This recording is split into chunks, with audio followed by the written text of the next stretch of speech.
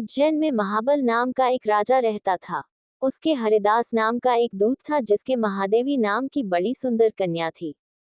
जब वह विवाह योग्य हुई तो हरिदास को बहुत चिंता होने लगी। इसी बीच राजा ने उसे एक दूसरे राजा के पास भेजा। कई दिन चलकर हरिदास वहां पहुंचा। राजा ने उसे बड़ी अच्छी तरह से रखा। एक दिन एक ब्राह्मण हरिदास के पास आया। बोला, तुम अपनी लड़की मुझे दे दो। हरिदास ने कहा, मैं अपनी लड़की उसे दूंगा जिसमें सब गुण होंगे। ब्राह्मण ने कहा, मेरे पास एक ऐसा रथ है जिस पर बैठकर जहां चाहो घड़ी भर में पहुंच जाओगे। हरिदास बोला, ठीक है, सवेरे उसे ले आना। अगले दिन दोनों रथ पर बैठकर उज्जैन आ पहुंचे। दैवयोग से उससे पहले हरिदास का लड़का अपनी बहन को किसी दूसरे को और हरिदास की स्त्री अपनी लड़की को किसी तीसरे को देने का वादा कर चुकी थी। इस तरह 3 वर इकट्ठे हो गए।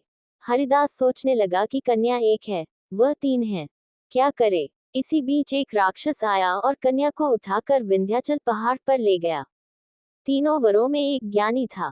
हरिदास ने उससे पूछा तो उसने बता दिया कि एक राक्षस लड़की को उड़ा ले गया है और वह विंध्याचल पहाड़ पर है।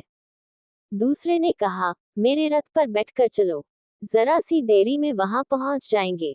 तीसरा बोला, मैं शब्दवेदी तीर चलाना जानता हूँ, राक्षस को मार गिराऊंगा। वे सब रथ पर चढ़कर विंध्याचल पहुंचे और राक्षस को मारकर लड़की को बचा जाए।